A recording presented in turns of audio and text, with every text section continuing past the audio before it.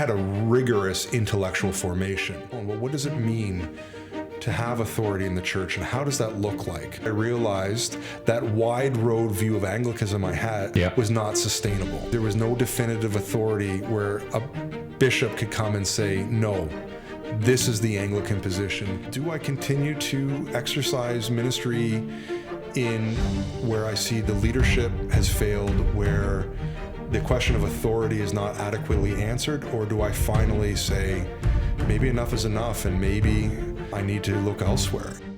In the red corner. I'd just like to begin with the sign of our faith in the Father and the Son and the Holy Spirit.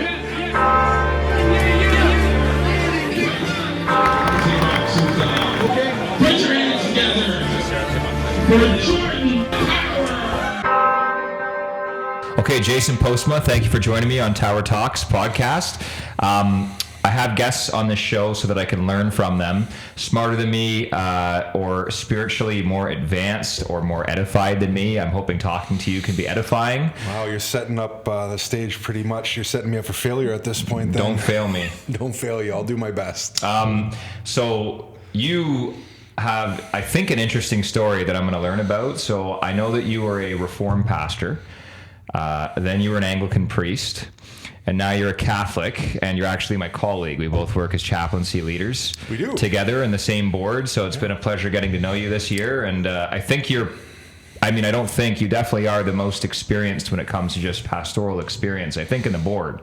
So teach me your ways. Teach me my way to teach you. Oh, young grasshopper. That's part of God's marvelous providential outworking of things is, in a lot of ways, the career, or the job that we do that brought us together to actually have this conversation. My life story is kind of preparation for it in a lot of ways, right? I mean, someone obviously once, much wiser than I once said, like, life is lived forward but understood backward. And so looking back on my life and where God has led me through and to, at this point, it's like, oh, it kind of all makes sense now. Which is not to say that, the rest of my life is now going to continue without any challenges or problems, but I mean, it makes sense thus far. It makes sense that you're sitting here talking to me right now and you're overjoyed.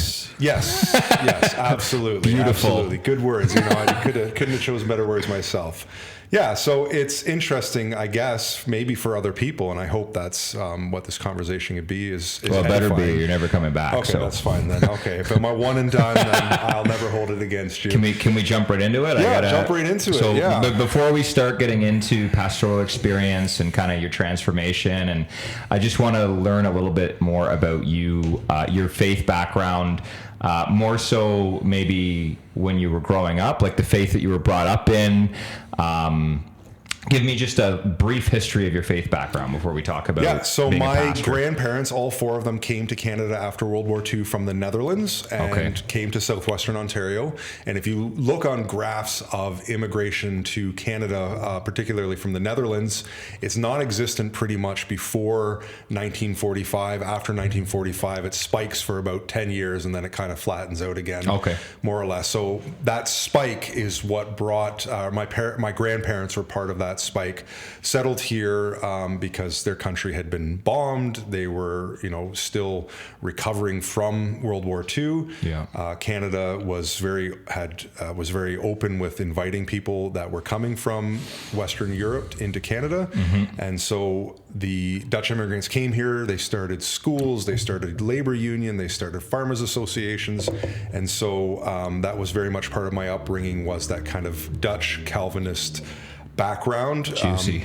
Very well. I mean, for me, it was just normal because everyone in my life, pretty much growing up in a small town, were all people of the same ethnic background. Was related to probably most of them in some ways. If wasn't related to them, you knew what boat they came in on, and your grandparents could make that connection through the boats. Kind of the game we called it was Dutch bingo. So if you knew that someone was Dutch, you kind of figure out how many degrees of separation there were to you from where you are now to, the docks on Halifax kind of thing. Gotcha. And so, very low church, I guess is the way you'd put it liturgically, but very much grounded in preaching. It was a very big part of my formation. So listening to really, really long sermons. Gotcha. Sabbatarian, right? you honored the Lord's Day. You did not do anything other than go to church on Sundays. Gotcha. Yep. Your parents were considered fairly liberal if you were allowed to ride your bike. So by that standard, I had fairly liberal parents. On Sundays, because on Sundays we were allowed to ride our bikes. And just to kind of put a fine Someone point arrest on it. this man. No, well, one day we rode our bikes and we went to 7-Eleven and we got a slushie or a big gulp or whatever it was, and my uncle caught us, and that was the worst sin you could possibly do was to be caught on the Sabbath violating the Lord's Day. And so my cousin got a talking down. My parents were a little bit more gracious with that, but they said, listen, you can't be doing that on Sundays. And I think probably it was more just because the embarrassment of me getting caught than their own kind of views on that. But to my parents' credit, very faithful in raising us. We went to Christian day school. Church twice on Sundays was kind of the norm. Wow. And so that was my upbringing. That was the upbringing. Dutch Calvinism. I have a lot of respect for the Reformed tradition, not because I know too much about it, but just because around me there's Dutch.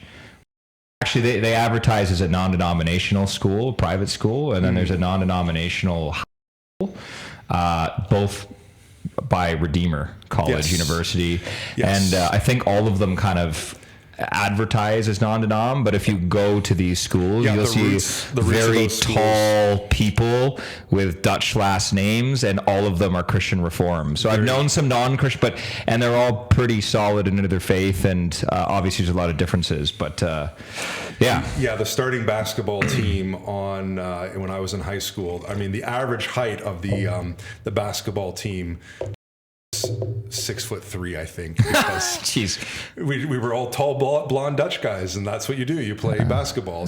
And this is why we do the interview sitting down, because I'm not that tall. So we're not going to stand up, please. I'll edit it out if you stand up. Don't stand up. A little bit more then. And, Okay, so Dutch Reformed upbringing, and then.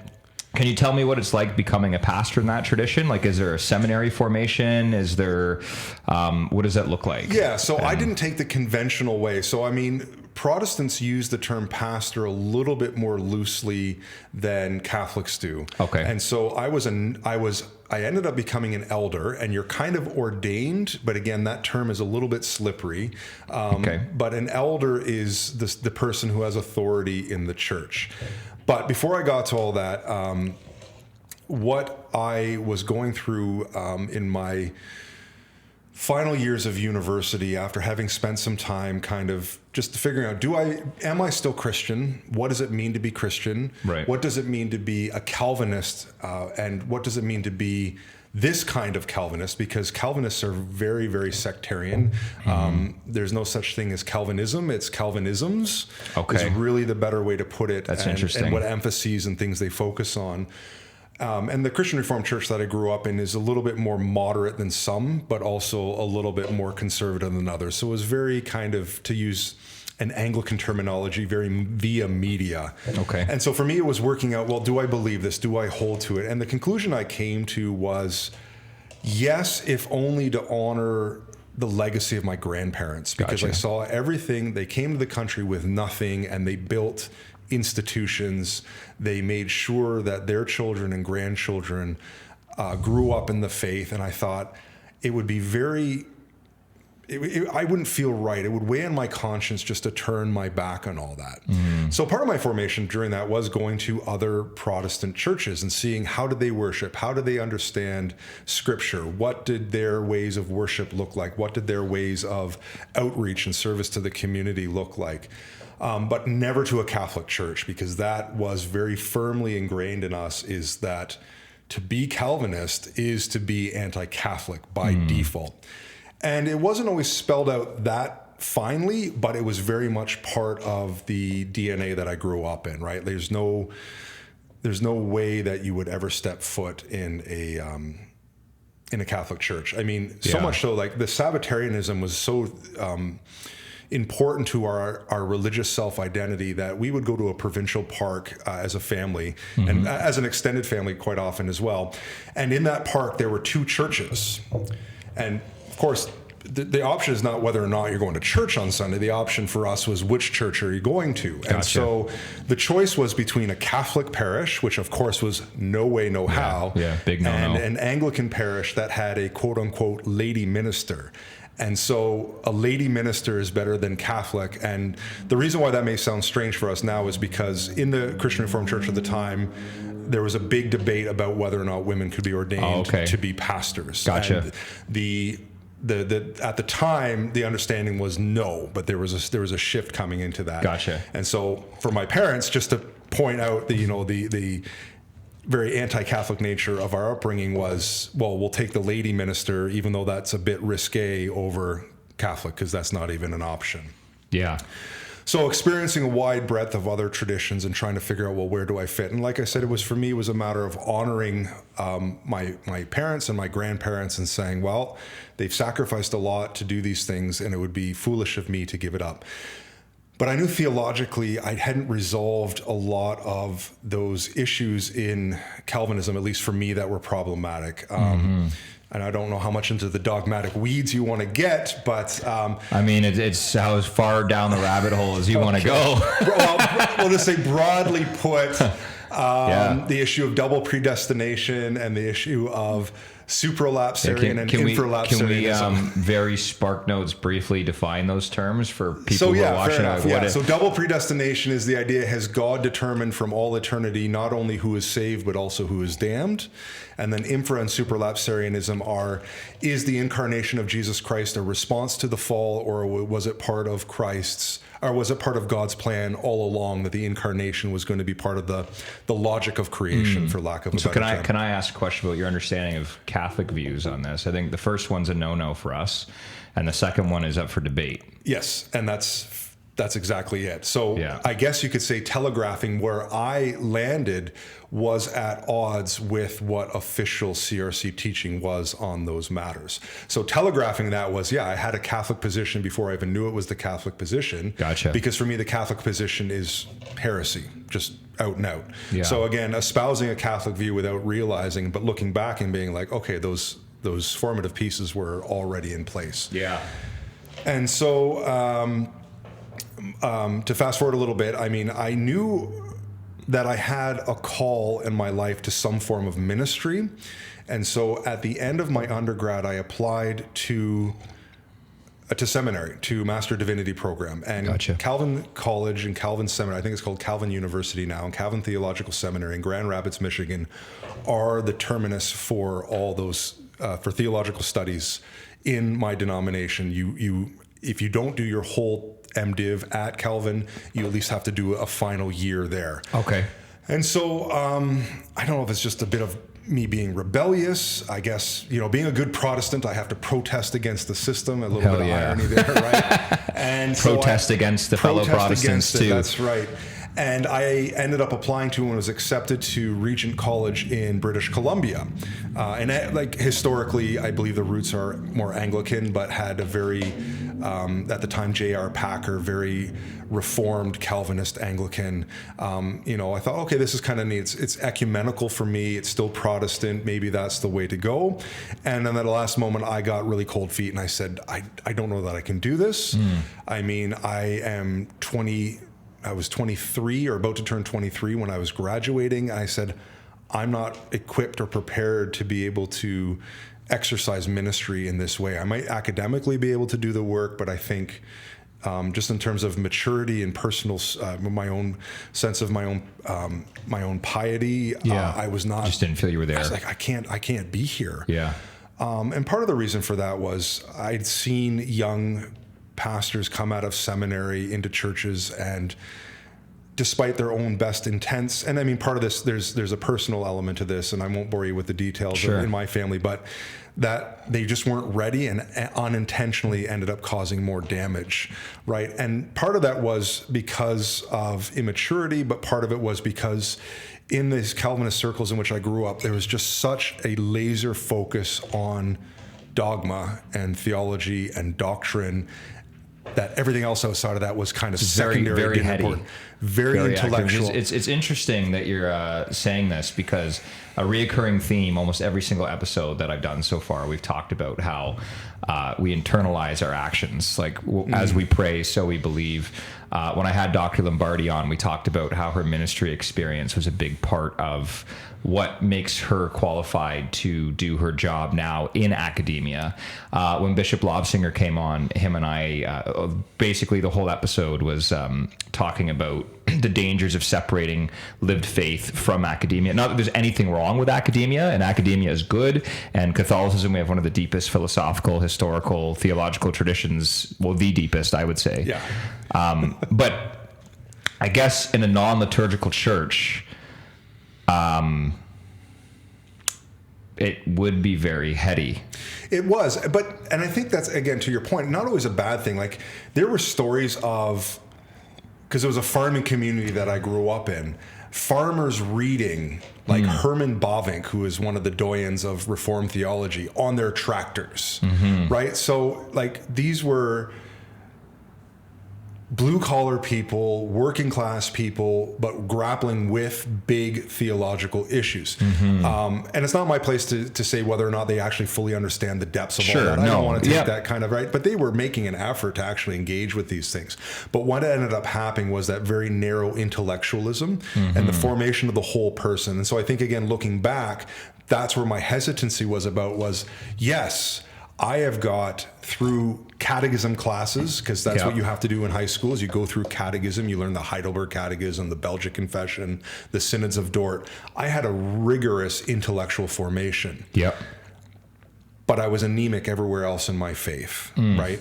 And so part of my worry about going into a master's program at that point is, with the goal of potentially being a pastor, was like, I don't have enough lived experience to actually be able to companion and journey with people in these big things. I can answer all their questions intellectually, but that's not going to feed them, or not going to feed the whole person at the end. So I thought, well, maybe the academic route is the way I need to go. So I quickly changed and pivoted and applied to a master's program at a Reformed school attached with the Toronto School of Theology. Got accepted. The Institute for Christian Studies. Which, again, was one of the institutions built by my grandparents. So I thought, I'm honoring their legacy by going to this school. That's awesome. Makes sense. But the ICS within the Reformed tradition I was part of was always an outlier, seen as very progressive, very left wing. A little bit, there was a little bit of skepticism from rank and file people in the pews toward this institution. But they saw the value of academic work, because this is the training ground for professors and other people that work in academia. And I thought, well, maybe that's where my calling is. And so at that point, that kind of pivot was, well, maybe my ministry ground is like college and university chaplaincy, right? In an academic setting, because again, that rigorous academic formation, I'm receiving that now in a graduate degree. Maybe that's where I'm called to do. And so I finished up my graduate degree and was married by that point. And my wife's dream had always been to go teach English in Japan. So she said, listen, you do your academic degree, and then while we're still young and able to travel and enjoy that, and before we start our family, we're going to Japan. So it's like, all right, we're going to Japan. And just as a sidebar, Japanese Christianity is fascinating. It is fascinating, right? My only exposure to it is this comedian that posted a video of him by a statue with a samurai. And the samurai sword is a crucifix. Oh, I know the guy you're talking about. He has some great stuff on Instagram. It's really neat to see. But yes, there is a Japanese saint who is a samurai. That's sick.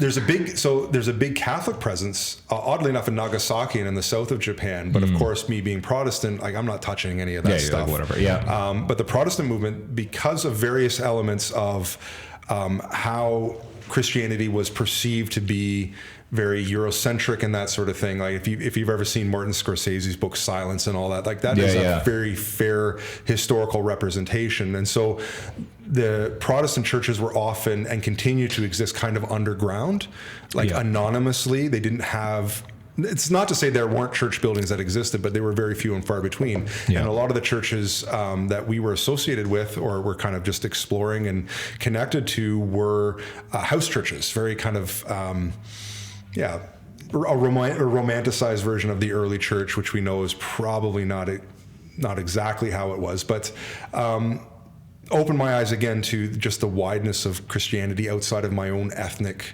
conclave or enclave. Right. I guess with Catholicism being like 1.3 or 1.4 billion people worldwide, right? It's the largest church by far under the umbrella of Christianity.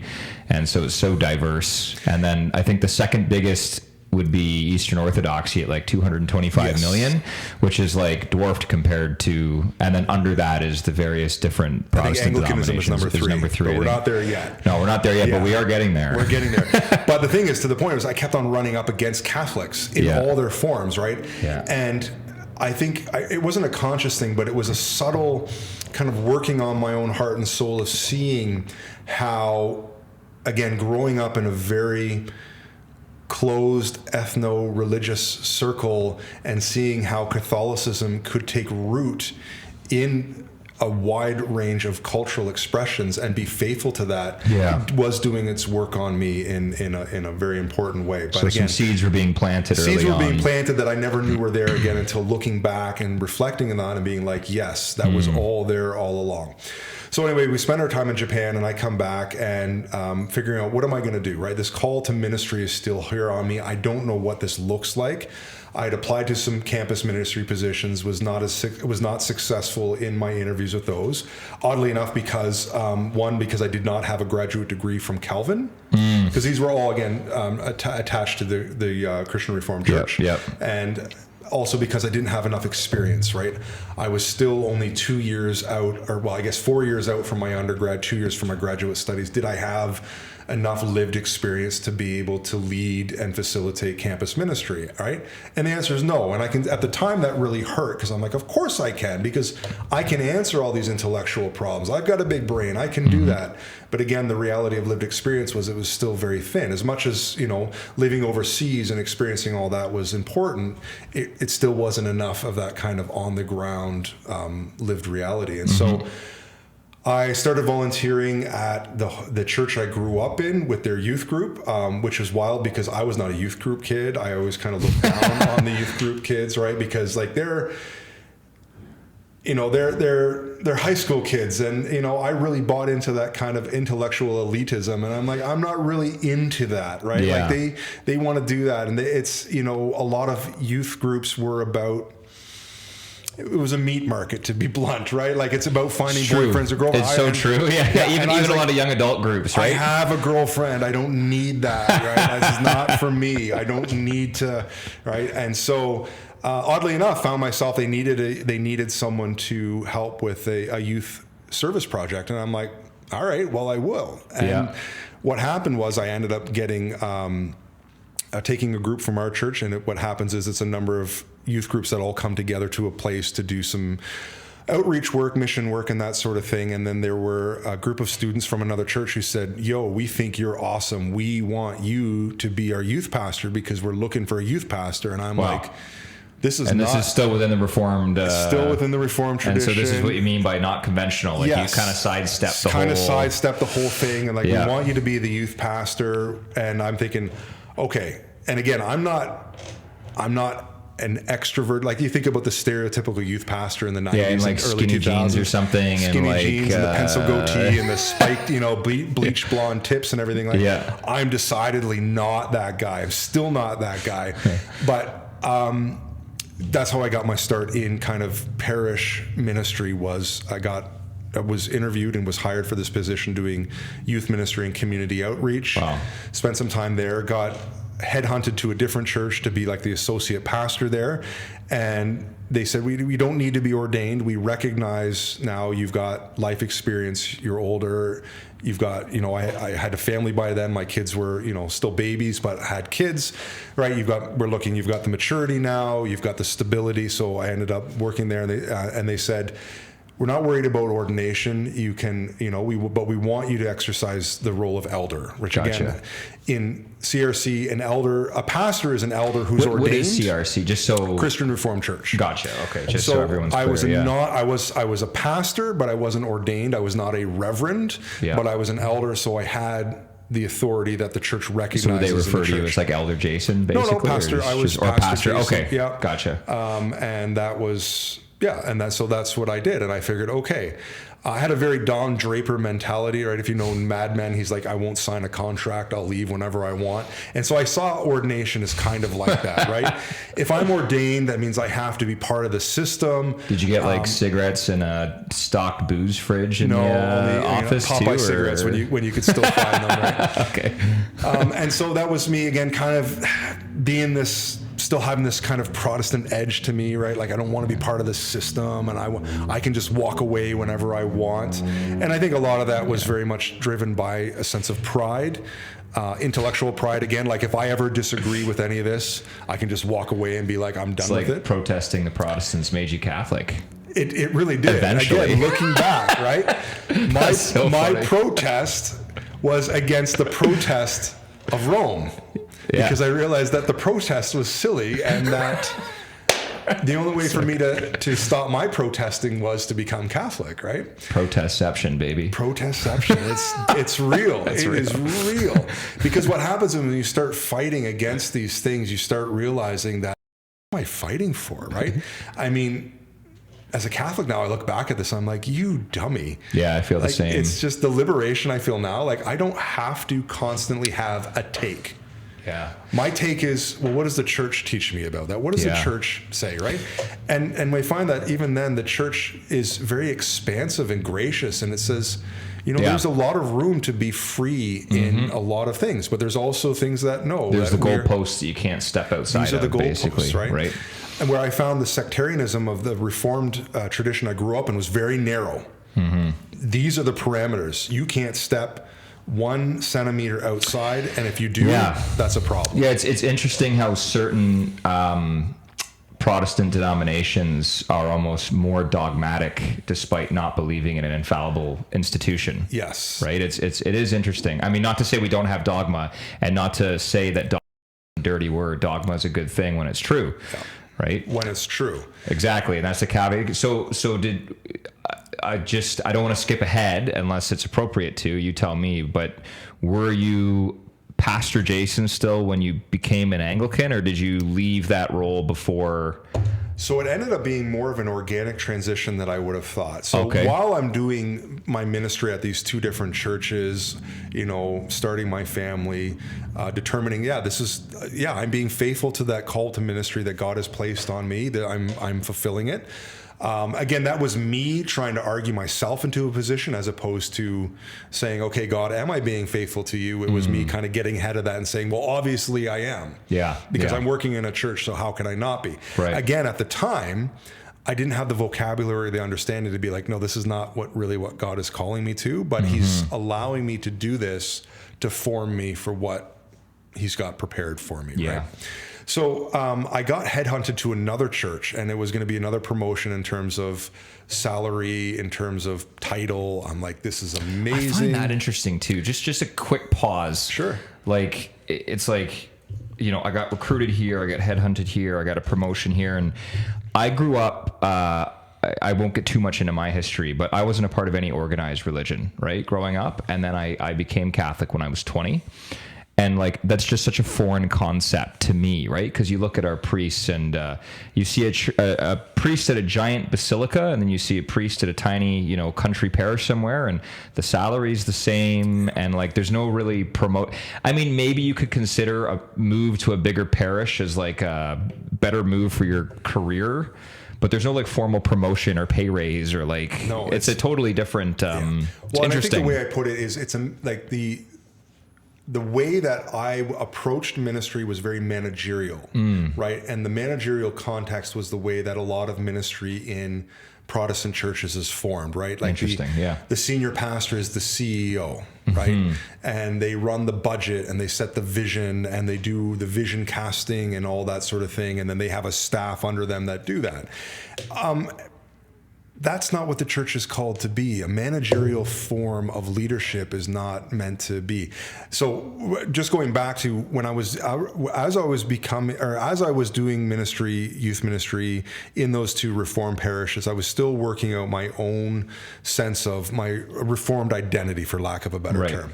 And so when I got headhunted to this third parish and was ready to go, I was going to take it for all the wrong reasons. Gotcha. For the money, for the title, for the career. Hell yeah. Right? No, yeah, right? Like because I was in that managerial mind. I'm like, this is the natural progression. This is what I need to do. Yeah. And thankfully, it was the wisdom of parishioners and my parents who independently, like without talking to each other, because they wouldn't know each other. My parents were visiting for my son's birthday. They said, don't take that position. Wow. They said, that will destroy your marriage. It'll destroy you. Wow. And I was taken aback, and I thought, but I'm doing the thing that I'm supposed to be doing. If you're comfortable sharing, do you mind just what was their concern? Was it just the church was different, maybe, no, or was it wasn't? Just no, because too much? it would be another CRC. They just said they recognized something that they said would not be good for me and would not be good for my family and would not be good for my marriage. And I had to stop on my tracks and be like, okay, I've got 6 or 7 people telling me this. After the Sunday I had announced that, which was at the end of August. Okay. And I was just shocked. Okay, what do I do?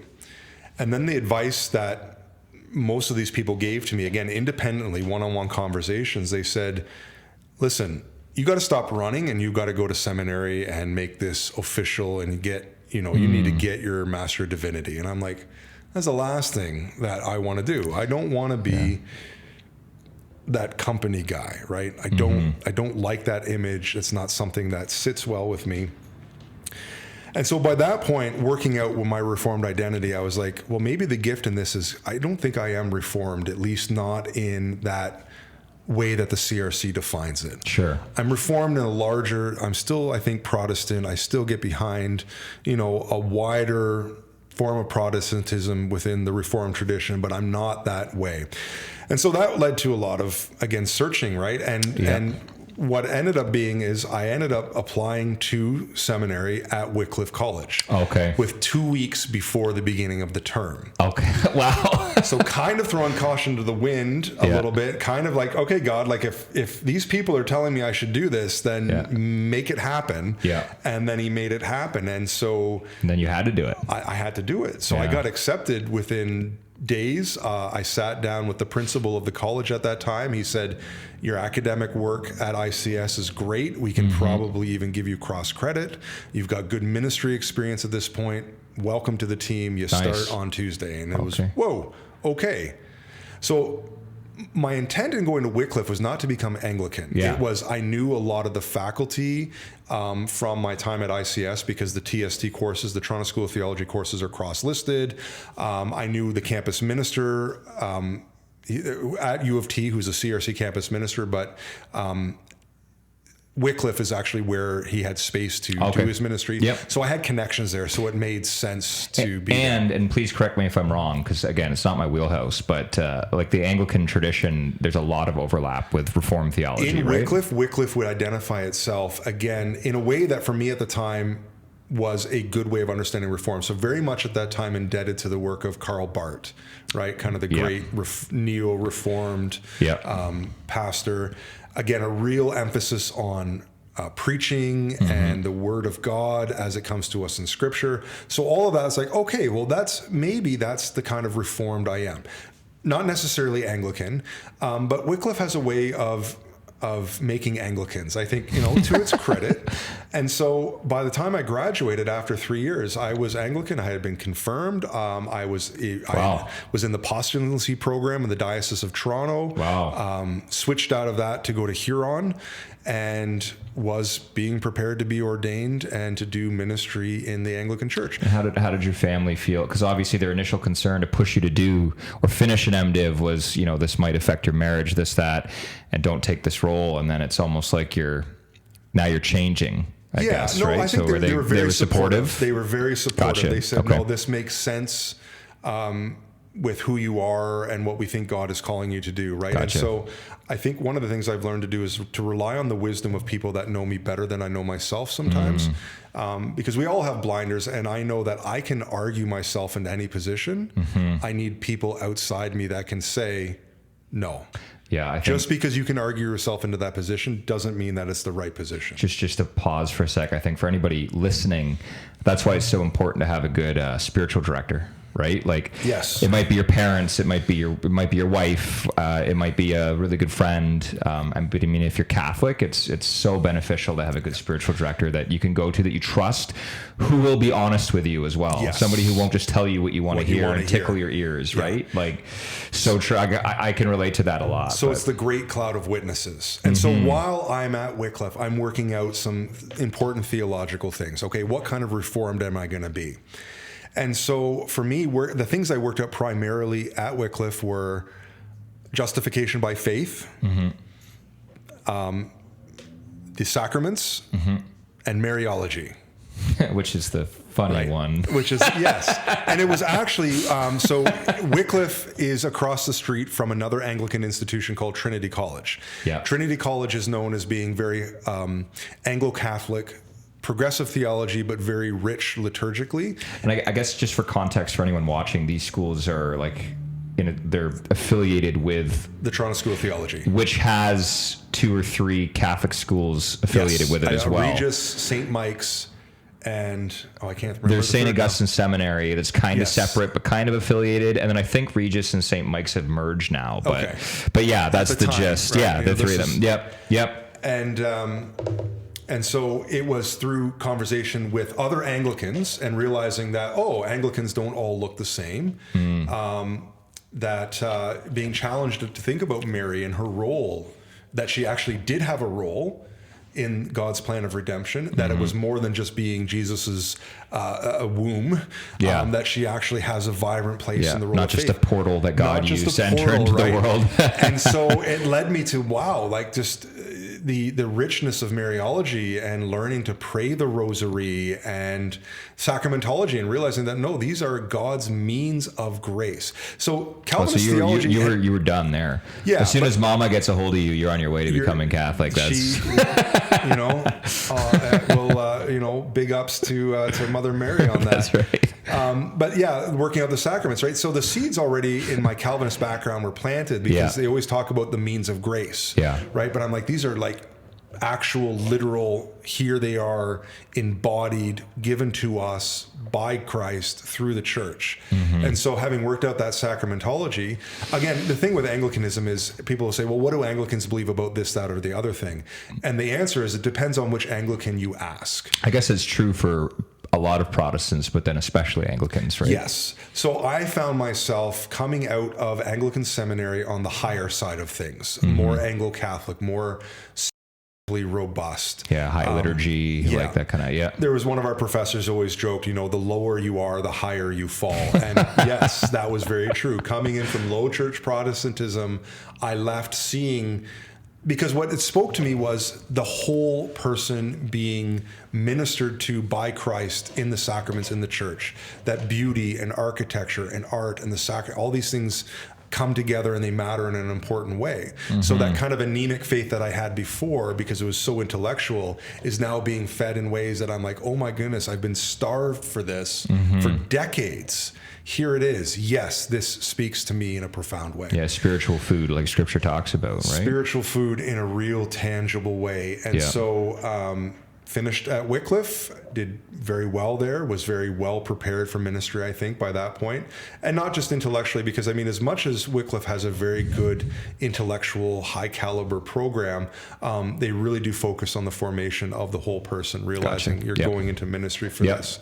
So got ordained as a deacon and then as a priest, and did 2 years as a curate, which is basically... So you were Pastor Jason, now you're Father Jason. Now I'm Father Jason. Okay.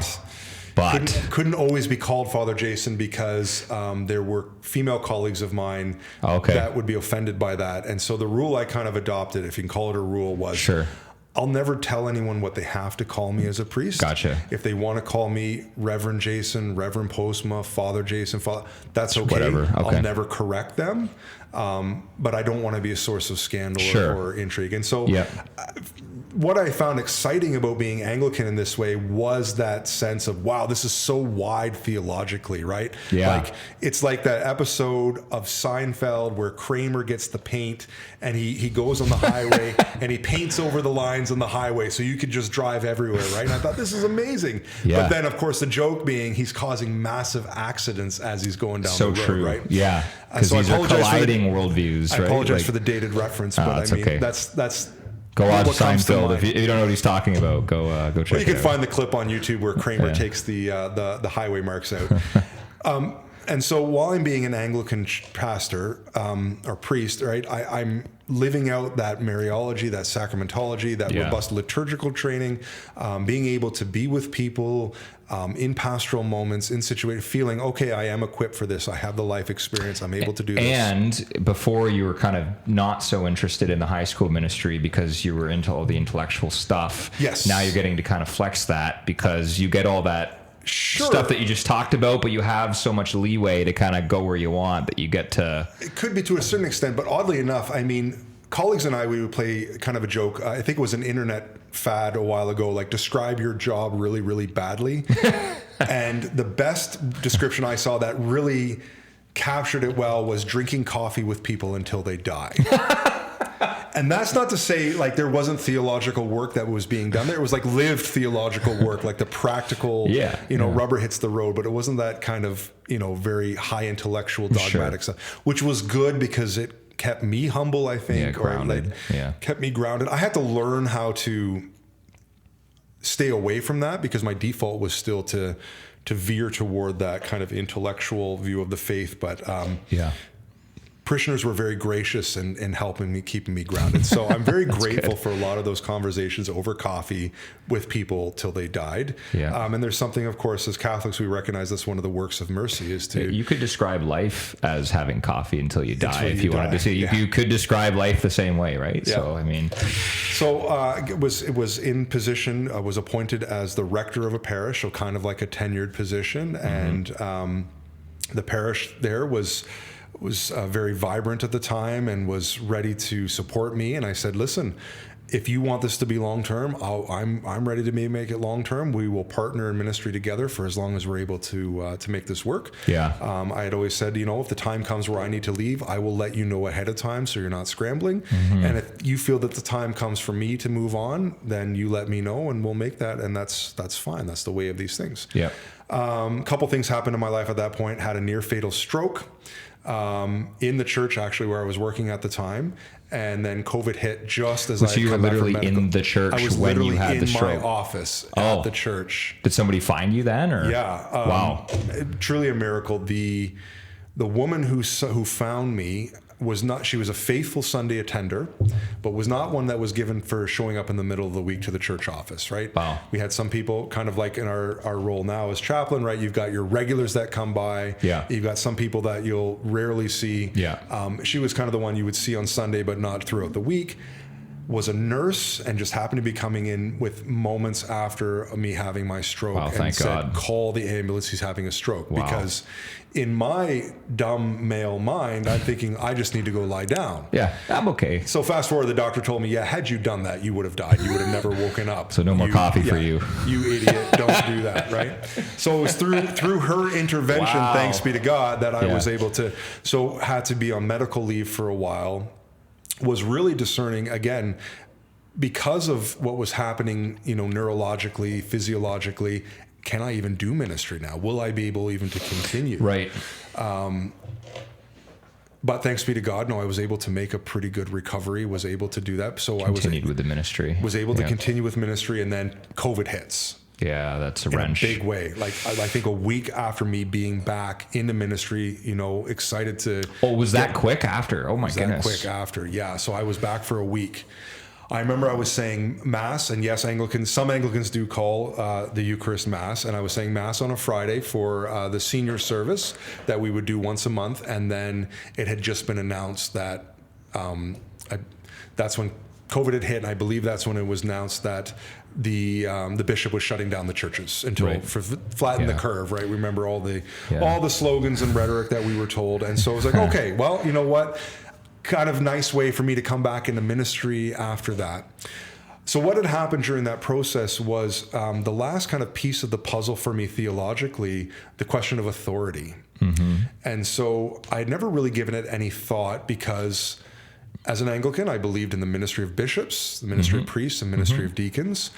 But seeing how bishops from various traditions, Catholic, Anglican, Orthodox, were all kind of responding, trying to figure out how to navigate this very uncertain time, it led to me doing a lot of introspection on my own. Well, what does it mean to have authority in the church, and how does that look like? And it wasn't the issue of COVID COVID brought it to the forefront, but what actually made me stick with it was the fact that I realized that wide road view of Anglicanism I had was not sustainable. Mm-hmm. And it wasn't sustainable because there was no definitive authority where a bishop could come and say, no, this is the Anglican position. This is how we understand it. I guess to go back to what you said, if you ask, what does the Anglican Church teach about X, Y, or Z, and the only way you can respond is it depends on the Anglican you talk to. It's like, if we can't really nail down or define what an Anglican is, then what is it like? Then it's nothing, right? And I guess if you take that to like, what is a Christian? If it's just, well, it depends on the Christian you talk to. It's like we're reducing Christianity to nothingness for making it irrelevant. It becomes irrelevant. It becomes a matter of mere opinion. Yeah. And I was like, I can't be, because what the world is going through. Yeah. Seeing the uncertainty, the last thing we want to do is to release people into that uncertainty. With more uncertainty. Yeah. And so then seeing what was happening in the Anglican world, and if you follow it even to what's happened most recently, like with the whole kind of split within global Anglicanism, they can't work out the question of authority. No. They cannot. So they've actually, the chickens have come home to roost for them in a big way. Yeah. And so I remember, being part of conversations and hearing things and reading commentators and all this, and kind of getting a sense that this is not sustainable. Mm-hmm. This is not going to work. I deeply love the liturgical tradition of the Anglican Church, the Book of Common Prayer. Yep. I had since learned about the ordinariate, and I think the ordinariate is what will be able to preserve that liturgical patrimony of Anglicanism. Yeah. I wish there were more in Canada, especially around where we live, but that's... but what really came to the fore again for me was the question of authority. Yeah. And what really sealed the answer for me was one day my bishop came to my office at the church and said, "You're fired. You no longer work here. You're fired immediately without cause." And that's legal in our province. You don't have to give cause. No cause has ever been offered.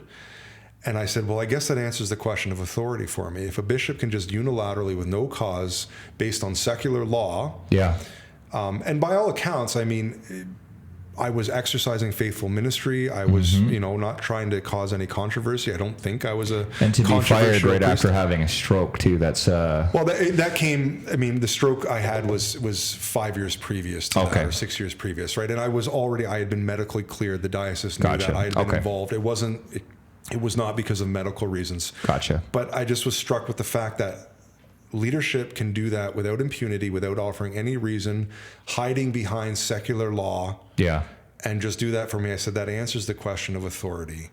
And so by that point, after the dust had settled, now being fired doesn't mean that I was laicized, to use a Catholic term. Yeah. I still had my holy orders. I was still a priest. I was just not from the Anglican perspective. Yes, from the Anglican perspective. I was just not able to exercise that my priestly ministry without the approval of the bishop. Yeah, yeah. And so for me, it was like, do I continue to exercise ministry in where I see the leadership has failed, where the question of authority is not adequately answered, or do I finally say, maybe enough is enough, and maybe I need to look elsewhere? And I mean, I knew where looking elsewhere was at this point, right? It was just a matter of I'm going to be Catholic after this. Well, right? it's like what you said. It's like in retrospect, even just me listening to your story, it's like very early on. It seems like there was a lot of seeds, Catholic seeds planted very early. Yes. And like I said, like as soon as Mother Mary took your hand, I feel like you were done for.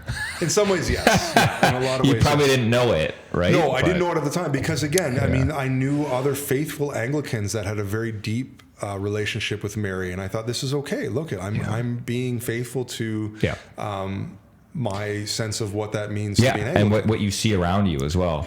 Yeah. And so when it came to the point and seeing, and again, it's not to say that, we know that the Catholic Church is not perfect and its leaders are fallible and do make mistakes. But we don't leave Christ because of Judas. We don't, exactly. And also because of the sense that, for me, was really the question of authority as existed by the papacy.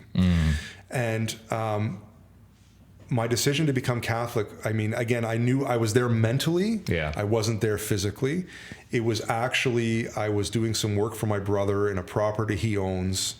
And while I was working, I was sanding down the concrete of a floor to get it ready for prepping. But while I was doing that with this big piece of machinery, I had my earphones in, I was watching, it was the day that Pope Leo was elected. Oh, wow. Yeah, and I remember him walking out on the what's that called? The balcony. There's a name for it. I can't remember. Yeah, I couldn't tell you either. And I broke out in tears. Somebody can tell us in the comments. I started weeping, and I saw him crying too. And I was like, this is it. Like, I'm getting worked up thinking about it now. And I was like, okay, God, I see Peter. I see what you're calling me to. Wow. I'll make it happen. And so I got to know the parish priest at our local parish from before, because part of ministerial and things like that, and conversation we had. And I said, I'm ready. He said, I know you would be. I'm like, hold up. What do you mean you knew I would be? He said, well, my sister is a sister. So she's in a religious order, and she was here visiting me. And she said, one day we were sitting at we were sitting in the rectory, and we saw you walk by. Because the Anglican parish and the Catholic parish are really close to each other, just on opposite sides of the road. And I have to walk by the Catholic parish on my way to church or on my way to home. And he said, we saw a rosary in your hand. And the priest said to his sister, that's the Anglican pastor in town. And she said, not for long, he's not. He's going to be Catholic. Wow. So Father didn't tell me this story till after. I'm like, oh man. Like, and you had no connection or never conversation had met her. I've this. still never met her. And he said, no, she knew. He says, so I'm telling you this now because you've come to me, that my sister knew. She just said, oh no, not for long. That man will be Catholic. And here you are. And here I am. Wow. And so again, living life forward, making all the mistakes and blunders, looking back and being like, thanks God.